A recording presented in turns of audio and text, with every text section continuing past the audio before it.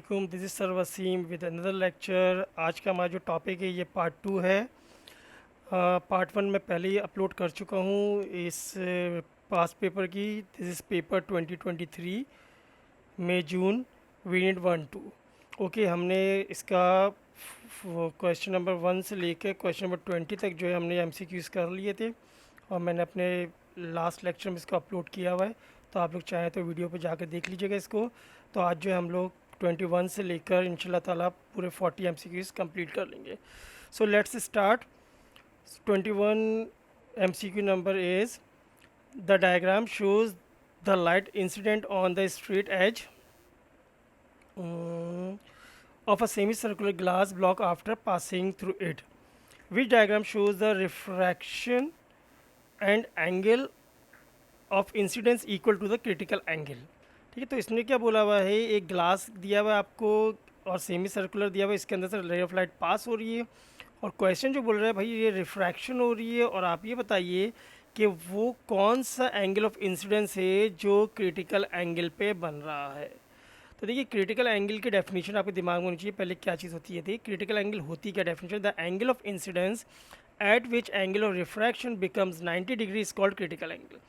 मतलब वो angle of incidence जिसके ऊपर एंगल ऑफ रिफ्रैक्शन 90 डिग्री हो जाए तो हम कहते हैं कि वो एंगल ऑफ इंसिडेंस जो है वो क्रिटिकल एंगल बन गया।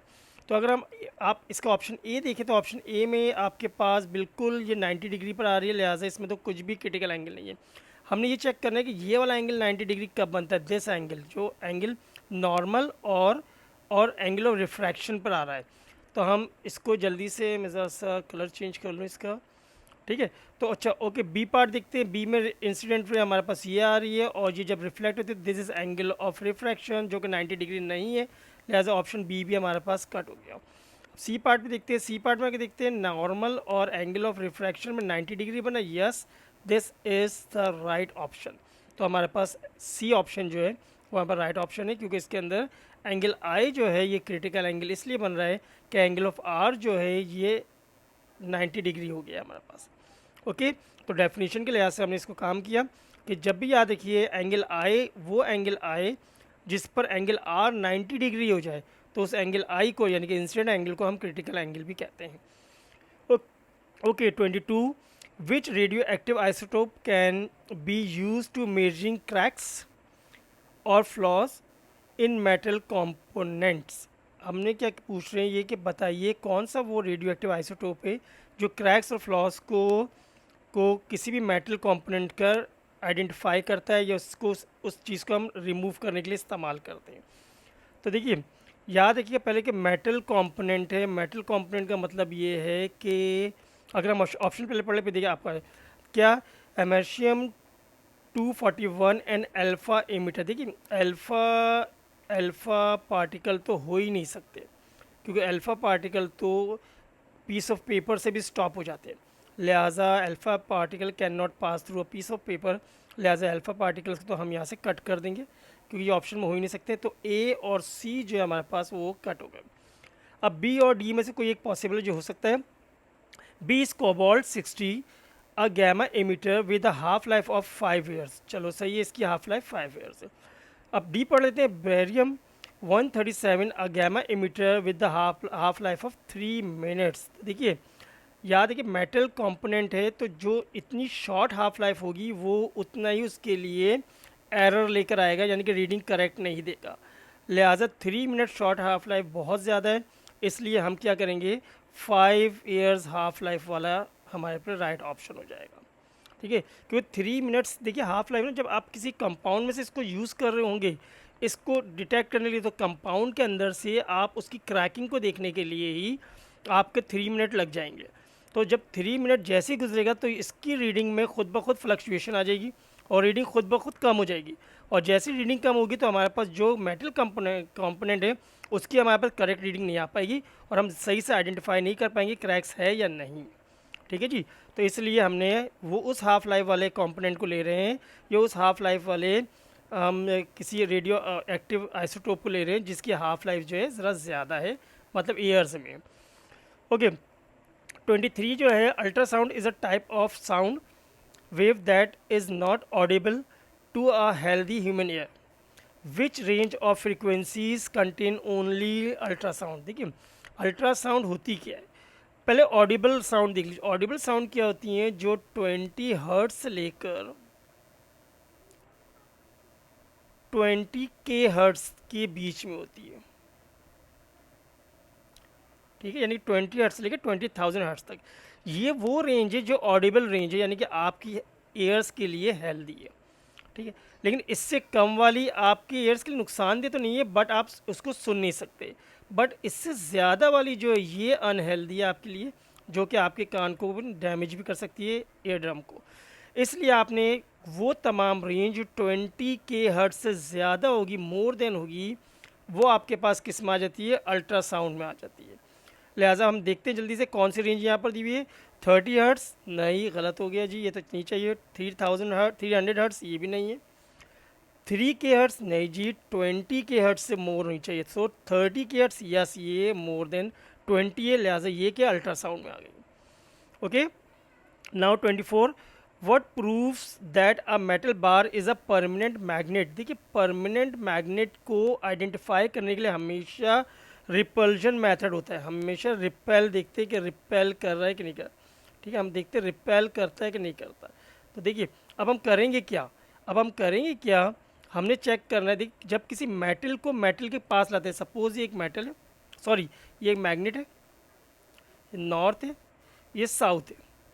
अगर आप किसी दूसरे मैग्नेट को लेकर आएंगे इसके पास, जो साउथ और नॉर्थ होगा, तो ये क्या करेंगे, ये एक दूसरे को रिपेल करेंगे, ठीक है, रिपेल करेंगे। तो अब हमें समझ जाएगा, हमें पता चल जाएगा कि ये भी एक मैग्नेट है, सही है जी। तो मैग्नेट को आइडेंटिफाई करने के लिए हमें रिपल्जन मेथड देखना पड़ता है। तो हम चेक कर लेते हैं कि आइडेंटिफाई क्या है। इट अट्रैक्ट्स बोथ एंड जीनी अट्रैक्ट। तो आप अगर किसी मेटल के पास, किसी मैग्नेट के पास किसी मेटल को भी लेके आएंगे तो ये भी बोथ एंड से अट्रैक्ट करेगा। तो अट्रैक्शन से तो कोई बात नहीं बनती मैग्नेट को आइडेंटिफिकेशन करने के लिए। It attracts one end of another magnet, नहीं जी, बोथ अट्रैक्ट हो जाता है। अच्छा जी, इट कंडक्ट इलेक्ट्रिसिटी, नहीं जी, मेटल भी कंडक्ट करता है इलेक्ट्रिसिटी। तो इट रिपेल्स वन एंड, जी हाँ बिल्कुल, रिपेल करता है वन एंड पर। तो याद रखिए जब भी मैग्नेट को आइडेंटिफाई करना होता है तो ये हमेशा रिपल्जन मेथड होता है। 25 MCQ से देखते हैं कि 25 क्या कह रहा है। The diagram shows a bar magnet and 4 labelled arrows, which arrow shows the direction of the magnetic field at the point where the arrow is shown. देखिए हमें मैग्नेट दिया हुआ और मैग्नेट के ऊपर कुछ एरोज बने हुए और हमें मैग्नेट फील्ड को बताना है। मैग्नेट याद रखिए, मैग्नेट के ऊपर नॉर्थ से हमेशा लाइन एग्जिट होती है, यानी लाइन हमेशा नॉर्थ से एग्जिट होती है, और साउथ से हमेशा एंटर होती है। एक बात तो हमें पता होनी चाहिए, ठीक है। इट मीन्स जब नॉर्थ से साउथ की जानिब जाएगी तो इसकी डायरेक्शन इधर होगी, और इसकी डायरेक्शन जो होगी वो भी इधर ही होगी, ठीक है जी, क्यों नॉर्थ की। अब ये पूछे which arrow shows the direction of the magnetic field. अब मुझे देखना है कि कौन सी डायरेक्शन होती है कि नॉर्थ से अगर एग्जिट होगी तो ये इस डायरेक्शन में होगी। क्या ये ए इसको फील्ड को कर रहा है, नहीं, ए तो गलत हो गया, ए तो ऑपोजिट होना चाहिए था।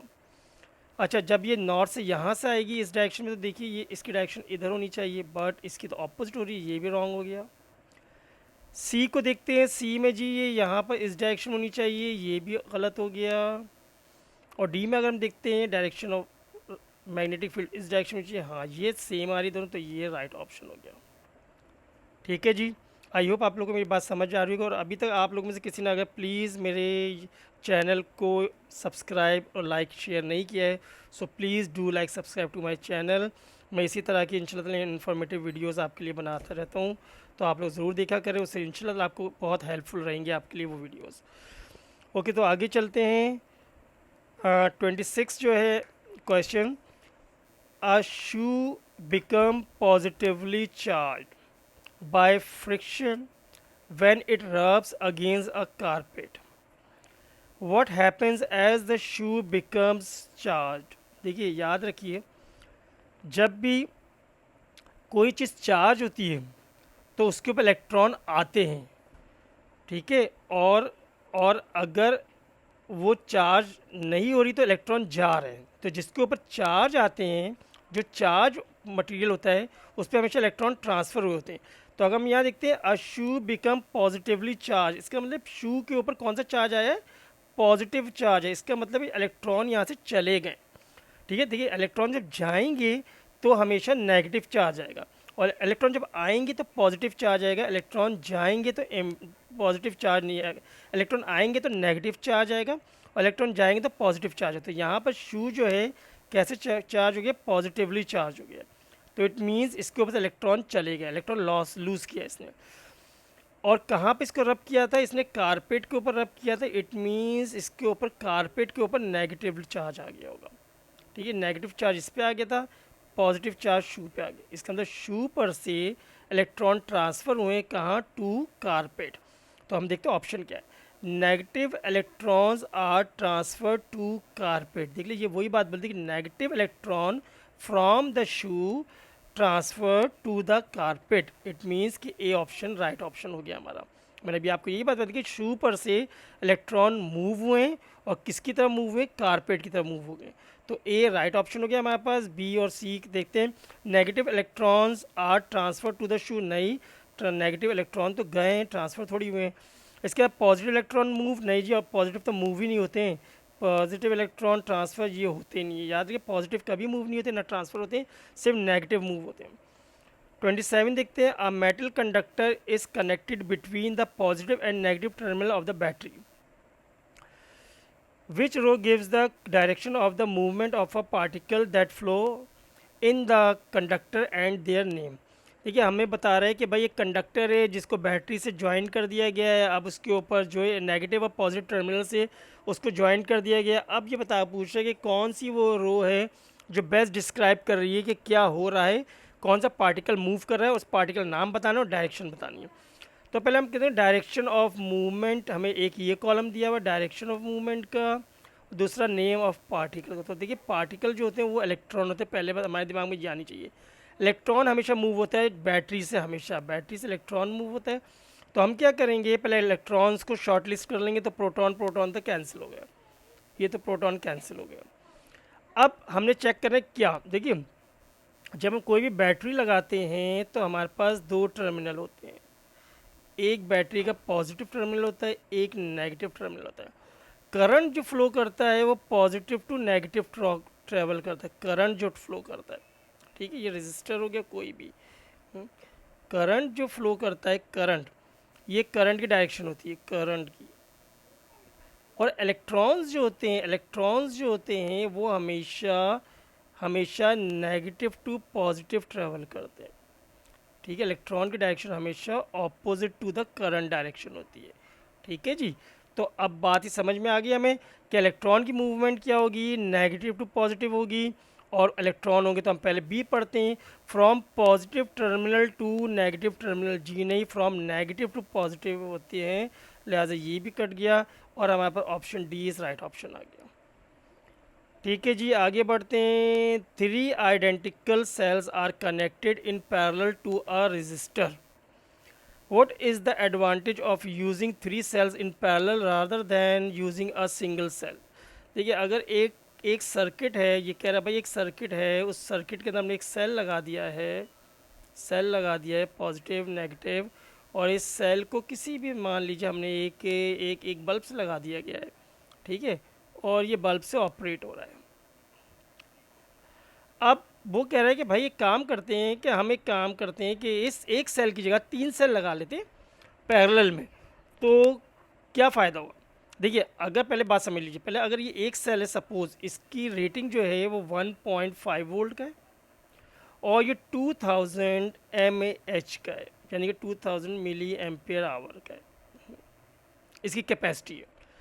अब सपोज़ ये एक सेल को जब हम इस बल्ब को ऑपरेट करते हैं तो ये एक सेल जो है हमारे पास 1 आवर लेता है, 1 घंटे ऑपरेट होता है, बल्ब को ग्लो करता रहता है।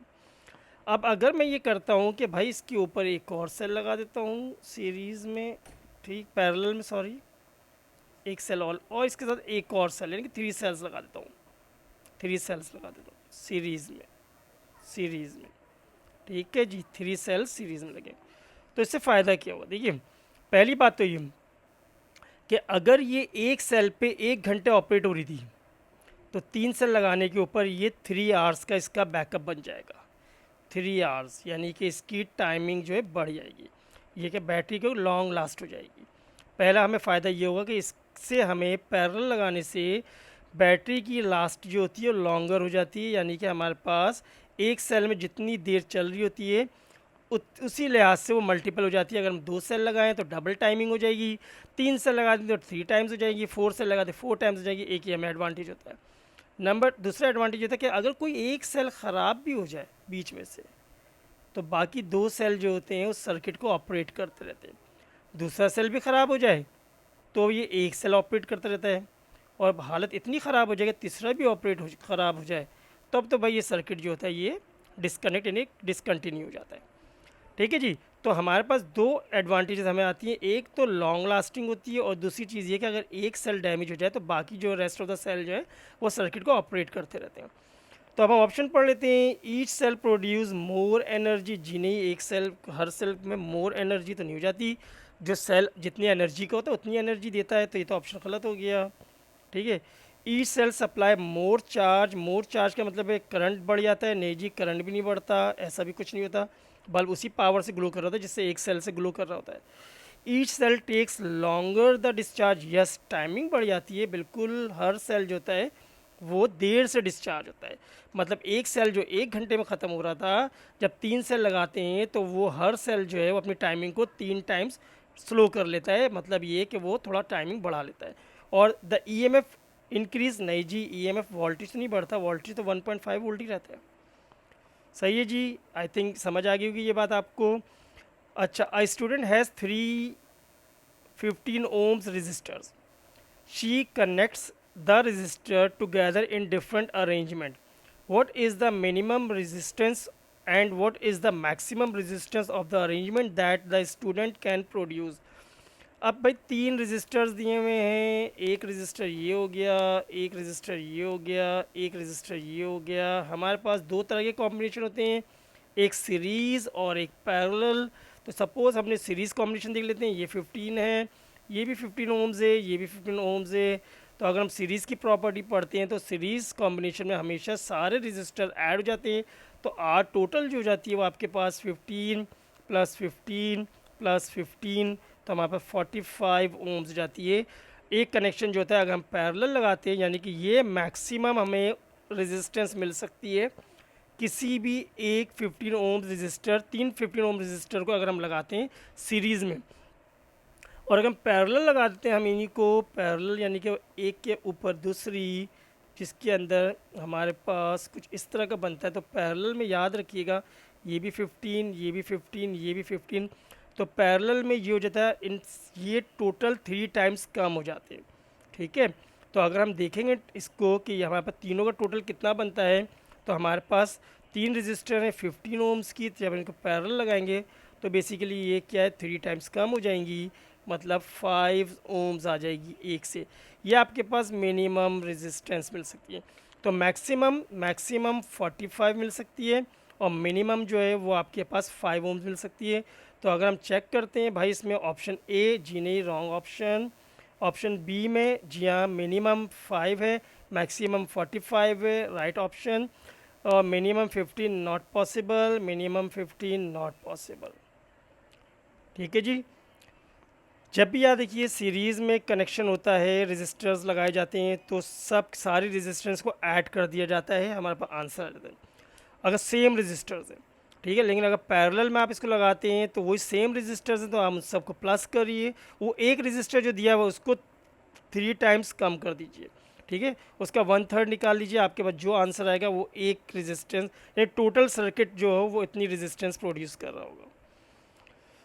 नाउ नेक्स्ट है a circuit diagram shows a variable resistor R connected in parallel to the lower section of a potential divider। ठीक है, आपको एक पोटेंशियल डिवाइडर दिया हुआ है, एक रेजिस्टेंस यहाँ लगी हुई है और एक रेजिस्टेंस यहाँ लगी हुई है, और इसको डिवाइड करने के लिए एक रेजिस्टर भी लगा दिया गया आपने, ये वेरिएबल रेजिस्टर वी आर लगा दिया इसने यहाँ पर, वेरिएबल रेजिस्टर लगा जिससे करंट को कंट्रोल रेजिस्टेंस को कंट्रोल कर सकते हैं। अच्छा, अब क्या करें, the resistance of the R increase. अब आर की रेजिस्टेंस को इसने क्या कर दिया, इंक्रीज कर दिया। जब ये रेजिस्टेंस इंक्रीज हुई होगी तो टोटल रेजिस्टेंस भी इसकी इंक्रीज हो जाएगी। आर टोटल जो हो गया होगा वो भी इंक्रीज हो गया होगा। ठीक है, ये याद रखिए, आर टोटल भी क्या इंक्रीज हो गया होगा। अब हमारे पास फॉर्मूला जो है V is equals to I R होता है। अब चेक कर लीजिए कि ये सर्किट पैरेलल में कि सीरीज़ में। देखिए सीरीज़ में लगा, सीरीज़ का मतलब ये जितना करंट यहाँ आ रहा होगा उतने ही करंट V2 पर भी, यानी कि R2 पर भी, यानी current throughout the circuit same होगा, यानी current across each resistor same होगा, इक्वल होगा। तो अब करंट जब कांस्टेंट हो जाएगा तो it means V is directly proportional to R हो जाएगा। मतलब अगर R इंक्रीज़ होगा तो V भी इंक्रीज़ हो जाएगा। अब मुझे एक बात बताइए, आप ये सोचिए ये बात को कि आपके पास यहाँ पर रेजिस्टेंस इंक्रीज़ हुई है कि डिक्रीज़ हुई है, V2 की। V2 की रेजिस्टेंस इंक्रीज़ हुई है तो इसका R इंक्रीज़ हुआ है तो इसका V भी इंक्रीज़ हो गया होगा। ठीक है, जब यहाँ V इंक्रीज़ हुआ होगा तो इसका V डिक्रीज़ हो गया होगा, V2, है ना। देखिए दोनों पर इक्वली शेयर हुआ है ना, तो शेयर तो टोटल यहाँ से हुआ है, तो ये डिक्रीज़ हुआ होगा, ये इंक्रीज़ हो गया होगा। तो V1 जो है हमारे पास वो डिक्रीज़ हो गया और V2 इंक्रीज़ हो गया। बात समझ में आई कुछ। देखिए अगर आप थोड़ी देर के लिए ये एज्यूम कर लीजिए कि दोनों के पास जब आपने ये VR को नहीं लगाया था, जब आपने इस VR को नहीं लगा हुआ था तो ये VR जब नहीं था, सपोज़ थोड़ी कि मान लीजिए नहीं है, सिर्फ हमारे पास R1 और R2 है, तो R1 और R2 अगर इक्वल थे तो इनका V1 और V2 भी इक्वल होगा। ठीक है ना, क्योंकि करंट तो सेम आ रहा है दोनों में से। लेकिन अब आप थोड़ी देर के ये मानिए कि जब ये दोनों इक्वल थी दोनों चीज़ें, जब R मैंने यहाँ पर वेरिएबल रजिस्टर लगा के R को इंक्रीज़ कर दिया, यानी कि V2 वाले R2 को इंक्रीज़ कर दिया, जब R2 इंक्रीज़ होगा तो V2 भी इंक्रीज़ हो जाएगा। जब ये V2 इंक्रीज़ हो गया तो ये V1 तो डिक्रीज़ हो जाएगा ना, क्योंकि अपने पास ही तो इसको वोल्टेज यहाँ वोल्ट दे देगा, शेयर कराएगा अपने पास से। तो हमारे पास V2 जो है वो डिक्रीज़ हो रहा है और V1 हमारे पास, और V2 इंक्रीज़ हो रहा है और हमारे पास, ओ सॉरी, V2 इंक्रीज़ हो रहा है और V1 डिक्रीज़ हो रहा है। तो हम देख लेते हैं भाई, V1 डिक्रीज़ कहाँ पर है, ये डिक्रीज़ हो रहा है, ये डिक्रीज़ हो रहा है और ये इंक्रीज़ हो रहा है। ठीक है, हम यहाँ लिख लेते हैं थोड़ा सा, इंक्रीज़ हो रहा है, ये डिक्रीज़ हो रहा है।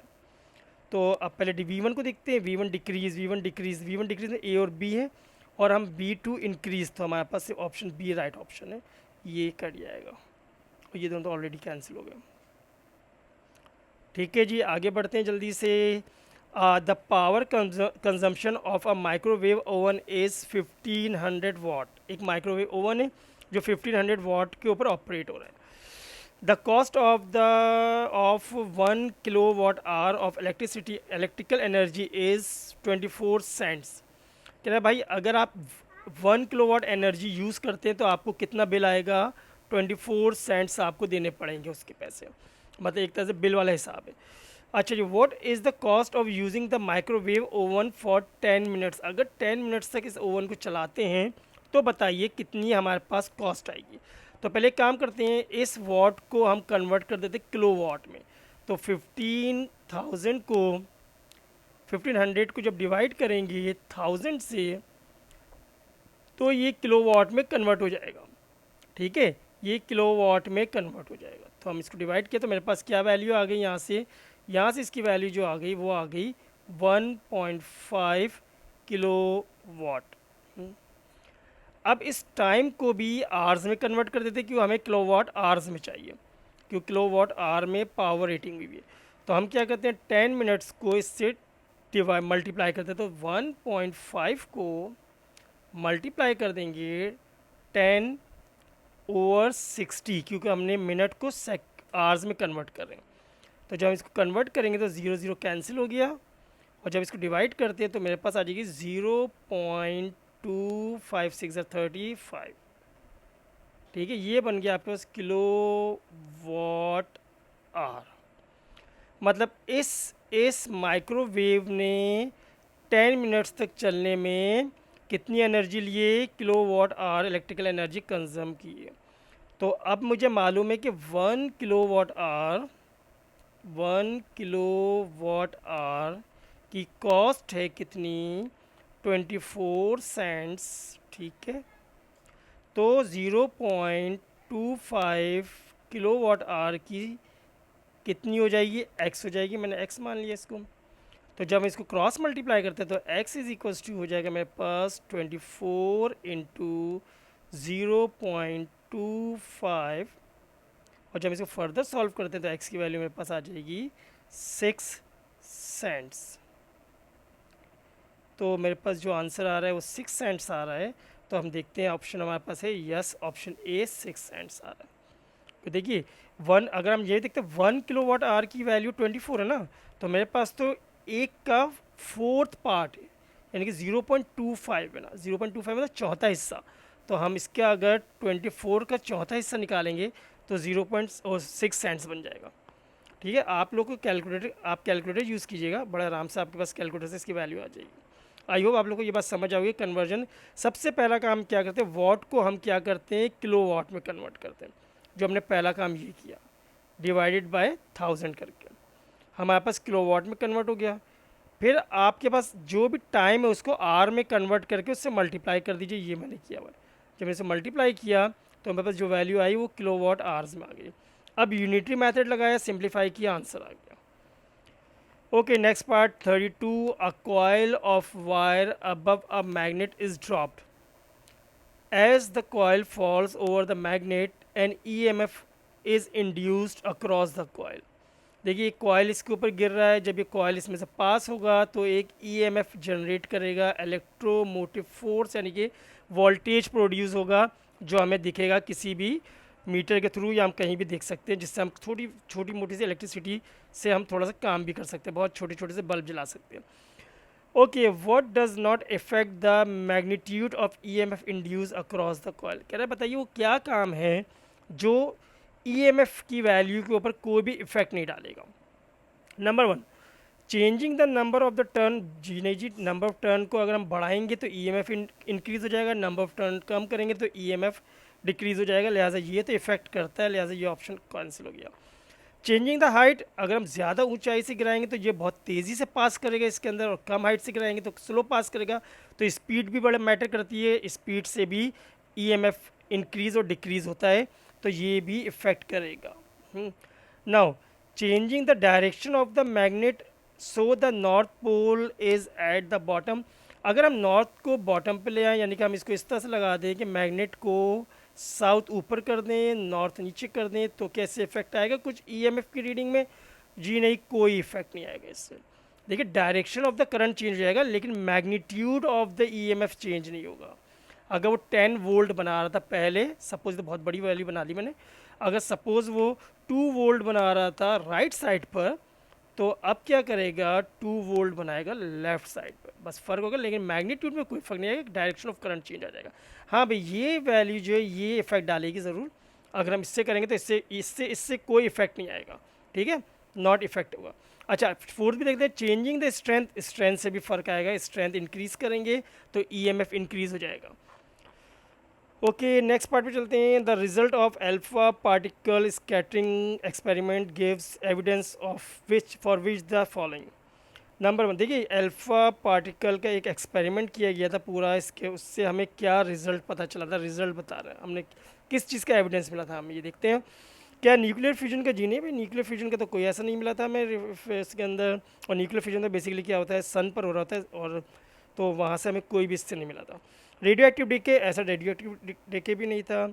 अच्छा, द एग्जिस्टेंस ऑफ आइसोटोप, नहीं ये भी नहीं था। The size of the nucleus, yes एक न्यूक्लियस साइज था। देखिए उसने यही बोला था कि most of the part of atom is empty. पहले तो उसने ये एविडेंस निकाला था कि ज़्यादा। उसने क्या किया था, अल्फा पार्टिकल को, देखिए कि एक्सपेरिमेंट है कि उसने गोल्ड फॉइल का बहुत बारीक सा उसने लिया था, और उस पर अल्फा पार्टिकल को इसने बम्बार्डमेंट की थी, ठीक है, अल्फा पार्टिकल। तो फिर उसने यहाँ पर क्या किया था, एक फ्लोरेसेंट स्क्रीन लगा दी थी पूरी तरफ, और फिर उसने नोटिस किया था ज़्यादातर सीधे चले गए थे, विदाउट एनी डिफ्लेक्शन चले गए थे most of the particle. But कुछ अल्फा पार्टिकल कुछ यहाँ स्ट्राइक हुए थे, कुछ इधर स्ट्राइक हुए थे, कुछ इवन बिल्कुल पीछे स्ट्राइक हो गए थे आके, इतने डिफ्लेक्ट हो गए थे। तो उसने फिर यहाँ से उसने कंक्लूजन निकाला था कि एटम का ज़्यादातर पार्ट जो था एम्प्टी होता है। हाँ, एटम के सेंटर, क्योंकि डिफ्लेक्शन जो हो रही थी, ये डिफ्लेक्शन ये बता रही थी कि बेसिकली इसके सेंटर में कोई एक ऐसा पार्ट है, जो कि अल्फ़ा भी पॉजिटिवली चार्ज थे और जो सेंटर वाला पार्ट है वो भी पॉजिटिवली चार्ज है, लिहाजा ये रिपेल करते हैं एक दूसरे को, और रिपल्जन की वजह से ये इस तरफ डेविएट हो जाता है, इतना डाइवर्ट हो जाता है। लिहाजा क्या होगा, उसने बोला कि भाई ये सेंटर पार्ट जो है काफ़ी स्ट्रॉन्ग है और ये उसी सेम पॉजिटिवली चार्ज को कंटेन करता है जिस चार्ज को ये हमारे पास क्या था, अल्फा पार्टिकल थे, तो उसने उसको न्यूक्लियस नाम दिया था, तो उसने साइज ऑफ द न्यूक्लियस को आइडेंटिफाई किया था इसके अंदर। ठीक है, ये आपकी कोर्स बुक में है, ये आपका एक्सपेरिमेंट, इसको देखिएगा इंशाल्लाह आप सब समझ जाएंगे, इतना मुश्किल नहीं है, बट अच्छा काफ़ी इंटरेस्टिंग एक्सपेरिमेंट है। ओके, 24th को देखते हैं, 34th को देखते हैं। The nucleus of N isotope of cobalt is represented by the symbol of cobalt 5927। तो देखिए ऊपर जो नंबर दिया हुआ वो न्यूक्लियन नंबर दिया हुआ है, this is the number of nucleus, और ये जो दिया हुआ है हमारे पास नंबर ऑफ प्रोटॉन या नंबर ऑफ इलेक्ट्रॉन भी कह सकते हैं, जो हमें नीचे दिया हुआ है। ठीक है, अब हमारे पास आता है what is the composition of the nucleus की हमें कॉम्पोजिशन बतानी है। क्या दिया हुआ है, नंबर ऑफ प्रोटॉन, तो सेम जो नीचे लिखा हुआ है वही होगा 27, तो मैं यहाँ लिख दूँ 27, यानी कि सी और डी तो कैंसिल हो गया। अब हमने क्या करना है आगे, क्या नंबर ऑफ न्यूट्रॉन, तो न्यूट्रॉन को निकालने के लिए आपने करना क्या पड़ता है, आपने ये जो न्यूक्लियस नंबर होता है, न्यूक्लियन नंबर जो होता है, इसमें से माइनस कर देते हैं नंबर ऑफ प्रोटॉन यानी कि नीचे वाले नंबर को, तो हमारे पास आ जाएगा 32। So option A is right option. ठीक है जी, नेक्स्ट पर चलते हैं जल्दी से। The only the one stable isotope of gold Au has 79 proton and 118 neutron in a nucleus of an atom. How many electrons are there in a neutral atom of this isotope? देखिए क्या पूछा, how many electrons, तो electrons, isotope में electrons के कोई भी किरदार नहीं होता, ये बेचारा मासूम सा अलग थलग रहता है, आइसोटोप से इसका कोई ताल्लुक़ नहीं होता। आइसोटोप में नंबर ऑफ न्यूट्रॉन का फ़र्क आता है। ठीक है जी, यानी कि प्रोटॉन न्यूट्रॉन नंबर चेंज होता है, लिहाजा इलेक्ट्रॉन नंबर तो सेम रहेगा, जो प्रोटॉन नंबर होगा वही इलेक्ट्रॉन नंबर होगा। तो हम सिंपल सी बात क्या करेंगे, यहाँ पर ऑप्शन बी को राइट कर देंगे, क्योंकि हमारे बाकी सब रॉन्ग ऑप्शन। नेक्स्ट पार्ट, कोई 36 MCQ number. A sample of a radioactive isotope has a very long half-life is placed next to the rate detector. Sheets of different materials are inserted one at the time between the radioactive sample and the detector. ये बता रहे हैं एक भाई radio active isotope है और detector लगा हुआ है, उसके दरमियान बहुत सी शीट्स जो रखी गई हैं, एक ही वक्त में एक शीट रखी गई है। आपको रिजल्ट्स दिए हैं वो देखते हैं। The background rate count rate is subtracted from the reading on the detector and the corrected count rates are recorded in the table. अब देखिए बैकग्राउंड रीडिंग को इसमें से कैलकुलेशन से रिमूव कर दिया गया है, सब्ट्रैक्ट कर दिया गया है, और कुछ रीडिंग्स जो यहाँ पर नोट कर दी गई हैं, हम जल्दी से देखते हैं। तो फर्स्ट है नो शीट इंसर्टेड, जब कोई शीट नहीं थी तो ओरिजिनली इसकी रीडिंग ये आ रही थी। ठीक है जी, अब कहता है थिन एल्युमिनियम शीट लगाइए तो रीडिंग डिक्रीज़ हो गई है, भाई थिन से डिक्रीज़ हुई है, चले ठीक है। एविडेंस ऑफ बीटा पार्टिकल मुझे मिल गया। इसके बाद कह रहा है थिन लेड शीट, तो लेड शीट में भी देखिए डिक्रीज़ हो गई है, तो हमें गैमा पार्टिकल की भाई एविडेंस मिल गया। थिन पेपर शीट, तो पेपर शीट भाई 450 था, 450 ही रहा, तो ये तो सेम रहा, लिहाजा हमें अल्फ़ा की कोई एविडेंस नहीं मिला, यानी कि हमें बीटा और गैमा का एविडेंस तो मिल रहा है कि रीडिंग में क्या बहुत बड़ा चेंज आया है। तो हम देखते हैं which type of radiation are emitted by the radioactive sample, हमसे ये पूछा जा रहा है। तो हम देखते हैं अल्फ़ा पार्टिकल, जी नहीं बिल्कुल भी नहीं, अल्फ़ा पार्टिकल तो है नहीं इसके अंदर। अल्फ़ा पार्टिकल ओनली, नहीं जी अल्फ़ा पार्टिकल भी नहीं है। Gamma particle only, gamma radiation only, नहीं गैमा भी नहीं है। तो हम सी देखते हैं beta particle and the gamma radiation, yes ये तो सही है। ठीक है जी, याद रखिए जब हम कोई भी शीट लगाते हैं, alpha particle cannot pass through a piece of paper. ठीक है, तो पेपर से ये पास नहीं हो सकती, लिहाजा उसकी रीडिंग में कोई फ़र्क नहीं, वो वहीं रुक जाती है सारी की सारी। और beta can not pass through aluminium sheet, तो एल्युमिनियम शीट से भी बीटा पास नहीं हो सकती हैं, तो लिहाजा यहाँ पर देखिए हमें नज़र आ रहा है कि रीडिंग जो है डिक्रीज़ हो गई है। और गैमा जो होती हैं कुछ पास हो जाती हैं और कुछ जो हो जाती हैं वो ब्लॉक हो जाती हैं, तो वहाँ भी उसकी रीडिंग में हमें कुछ ना कुछ चेंज दिख रहा है। ओके, नेक्स्ट पर जल्दी से आते हैं। 37 in a fusion reactor which particle cause a uranium 235 nucleus to split। देखिए रिएक्शन कब होता है? जब हम किसी भी very unstable radioactive isotope या रेडियो एक्टिव एलिमेंट के ऊपर हम न्यूट्रॉन को हिट कराते हैं। जब क्या कहते हैं, यूरेनियम पे जब न्यूट्रॉन हिट होगा तब वो स्प्लिट कर देगा उसको, यानी कि क्या है, न्यूक्लियर फिजन का प्रोसेस होगा। तो हमने न्यूट्रॉन सारा फसाद की जड़ होता है। तो हम क्या करते हैं, अल्फ़ा पार्टिकल जी नहीं जी, गैमा जी नहीं जी, न्यूट्रॉन यस, प्रोटॉन जी नहीं। तो न्यूट्रॉन जो है बेसिकली वो काम करता है जो चीज़ों के रेडियो एक्टिव न्यूक्लियर फिजन करता है, right. Now 38, what is the purpose of the moderator in nuclear reactor? Nuclear reactor में मॉडरेटर का क्या काम है? देखिए, मॉडरेटर बेसिकली काम क्या करता है, मॉडरेटर किसी भी न्यूक्लियर फिजन रिएक्शन को स्लो डाउन करने का काम आता है। देखिए, जब कोई भी रिएक्टर में रिएक्शन आप स्टार्ट कराते हैं ना, तो रिएक्शन बेसिकली क्या करता है, बड़ी तेज़ी से अपने आप को मल्टीपल इंटीग्रेट करता जाता है। मतलब पहले एक से दो, दो से चार, चार से आठ, आठ से 16, 16 से 32, और इस तरह से वो क्या करता है, एक चेन रिएक्शन बनाता है और बहुत बहुत ज़्यादा हीट एनर्जी जनरेट करना शुरू करता है। तो उसको कुछ कंट्रोल मैनर में कराना पड़ता है। तो कंट्रोल करने के लिए हम मॉडरेटर यूज़ करते हैं।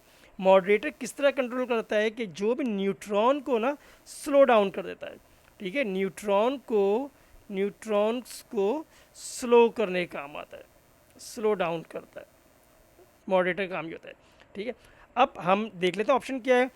To absorb all the neutron, नहीं जी, न्यूट्रॉन को एब्जॉर्ब कर देंगे तो रिएक्शन ही ख़त्म हो जाएगा, ठीक है। टू प्रोड्यूस मोर न्यूट्रॉन, जी नहीं, न्यूट्रॉन प्रोड्यूस भी नहीं करता ये। टू रिमूव थर्मल एनर्जी, नहीं जी, थर्मल एनर्जी से भी इसका कोई काम नहीं था।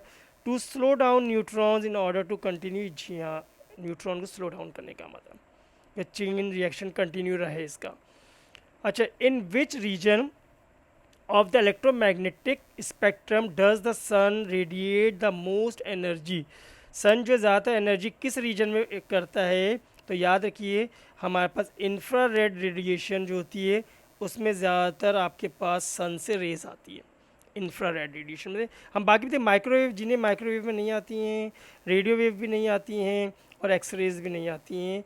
यूवी रेज होती हैं जिनसे हमें प्रोटेक्ट किया जाता है, ठीक है, जो ओजोन लेयर यूवी रेज जो होती है। लेकिन सन जो है वो इंफ्रारेड करता है, पे इंफ्रारेड को भी फिल्टर करती है, कुछ ओजोन लेयर, और यूवी रेज जो होती है हमारे पास आ जाती हैं, और फिर उसके अंदर से भी हमें प्रोटेक्शन के लिए कुछ चीज़ें हम इस्तेमाल करते हैं, जो स्किन प्रोटेक्शन के लिए बहुत सारे लोग इस्तेमाल करते हैं उसको। ओके, बट इंफ्रारेड जो होती है वो बेसिकली क्या होती है, इस रीजन में हमारे पास सन जो रेडिएट करता है। नाउ लास्ट MCQ आ गई हमारे पास, कह रहा है 4 of the stages in the life cycle of the star until it becomes a red giant are shown. देखिए, लाइफ साइकिल ऑफ स्टार की बात कर रहे हैं, तो स्टार की के बनने में और ख़त्म होने में बहुत सारी लाइफ्स होती हैं। तो उनके पूरे साइकिल को हम देख पढ़ाए जाते हैं, कोर्स में आपके है, लिहाजा उसके कुछ कुछ साइकिल्स, कुछ पार्ट्स दिए हुए, कुछ लाइफ्स दी हुई हैं, कुछ हम देखते हैं कि क्या कह रहा है। एक पहले W दे रहा है, inward force of gravitational attraction is balance by an outward force from its centre. देखिए, अब क्या कह रहा है, एक बैलेंस फोर्स की बात कर रहा है कि भाई एक आपके पास ग्रेविटी से जो एक फोर्स जनरेट होती है, फिर उसकी ऊपर एक आउटवर्ड फोर्स भी जनरेट होती है जो दोनों को बैलेंस करती है, इनवर्ट और आउटवर्ड फोर्स इक्वल हो जाती हैं। अच्छा, इसके बाद कह रहा है इंटरनल ग्रेविटेशनल कोलैप्स, फिर कह रहा है इट एक्सपैंड, और जेड में पूरा most of the hydrogen has become converted to helium. देखिए, होता है क्या, सबसे पहले हमारे पास नेबुला बनता है। नेबुला होता है क्या है, डस्ट और गैस, डस्ट और गैस जो होती हैं, डस्ट प्लस गैस जो होती है वो आपस में क्लैप्स करना शुरू करती हैं, मिलती हैं, इंटरनल ग्रेविटी अपने आप पे काम करती है और आपको नेबुला बना लेती है। फिर नेबुला के बाद जो दूसरा काम होता है वो आपके पास स्टार जो होता है थोड़ा थोड़ा अपने आप को, अपने आप में जैसे कि ये अपने आप को मतलब स्टेबल स्टार की तरफ जाता है, फिर स्टेबल स्टार बन जाता है हमारा। स्टेबल स्टार के बाद फिर स्टार एक्सपैंड होता जाता है, मतलब जब हीलियम जो कन्वर्ट, हाइड्रोजन जो होती है, फिर अच्छा इसके बाद स्टेबल स्टार होता है, स्टेबल स्टार बन जाता है, ठीक है। फिर इसके बाद क्या होता है, हाइड्रोजन जो होती है वो कन्वर्ट होती जाती है हीलियम के अंदर, और हाइड्रोजन कम होती जाती है, यानी कि फ्यूल ख़त्म होता जाता है स्टार का। जैसे जैसे ये फ्यूल ख़त्म हो जाता है तो एक स्टार जो है एक्सपैंड होना शुरू हो जाता है, और ये एक्सपैंड होता जाता है स्टार। जाहिर सी बात है जब उसके अंदर हीट एनर्जी होगी तो वो एक्सपैंड होता जाएगा, ठीक है। तो वहाँ पर इस तरह से स्टेजेस बन रही होती है। तो हम देखते हैं पहला काम क्या होता है भाई, हम देखते हैं जी इंटरनल ग्रेविटेशनल कोलैप्सिस। देखिए जब यहाँ होता है, यहाँ पे बेसिकली क्या होती है, कोलैप्सिस हो रहे हैं, ग्रेविटी अपना काम कर रही होती है। फर्स्ट इसमें इंटरनल एनर्जी बनती है, एक दूसरे से कोलाइड करती हैं dust particle, heat energy generate होती है, बहुत ज़्यादा हीट एनर्जी जनरेट होती है, ग्रेविटी भी इंक्रीज़ होती जाती है, और ये बहुत बड़ा सा एक नेबुला यानी कि डस्ट और गैस का एक बहुत बड़ा सा ह्यूज बॉल बन जाता है। तो पहला हमारे पास क्या आ गया, ये ग्रेविटी कोलैप्स, ठीक है। तो हमारे फर्स्ट आ गया एक्स वाला, ठीक है। तो अब हम देखते हैं जल्दी से, वाई और ए और बी को तो कैंसिल कर देते हैं। फिर इसके बाद होता है क्या है भाई, इसके बाद inward force of gravitational attraction is balance. इसके बाद मैंने क्या कहा था, स्टेबल स्टार बनता है, ठीक है। तो ये बी पार्ट होता है, यानी कि पार्ट ए में ये होता है, बी में यहाँ पर ये आ जाता है, ठीक है जी। तो बी पार्ट में हमारे पास ये ए हो गया, पहला ए ये हो गया, तो बी मेरे पास यहाँ पर ये बी ये पार्ट आ गया, ठीक है। इसके बाद क्या होगा, जब होगा तो फिर यहाँ पर क्या होगा, यहाँ पे हीलियम कन्वर्ट, हाइड्रोजन कन्वर्ट होगी हीलियम के अंदर, ये आपके पास स्टेज सी आ गई। तो हम देखते हैं भाई हाइड्रोजन हीलियम में कन्वर्ट हो रही है या कहीं, यस हाइड्रोजन, क्या most of the hydrogen has been converted in helium, तो ये आपका सी आ गया। और फिर जब ये कन्वर्जन हो रही होती है तो आपका स्टार जो होता है ये एक्सपैंड होता जाता है, जब भी तो रेड जाइंट में कन्वर्ट होना शुरू हो जाता है, ठीक है। तो ये आपके पास डी वाला पार्ट आ गया। अब हम देखते हैं एक्स, पहले ए क्या है, एक्स है, बी क्या वाई है, तो ये एक्स हो गया, डब्ल्यू हो गया, जेड हो गया, और ये हो गया। तो आपके पास ये भी कैंसिल हो गया, आपके पास डी वाला ऑप्शन राइट ऑप्शन हो गया।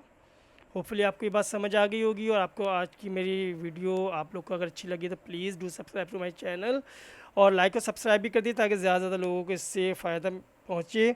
और आप लोग इस वीडियो को 2-3 मरतबा देखेंगे तो और ज़्यादा आपको अंडरस्टैंडिंग लेवल बढ़ेगा। और इसका पार्ट 1 मैं पहले अपलोडेड कर चुका हूँ, तो आप उस पार्ट 1 को भी ज़रूर देखिएगा, उसमें 1 से लेकर 20 तक MCQs दिए हुए हैं। इंशाल्लाह see you next video, take care of your self, अल्लाह हाफिज़।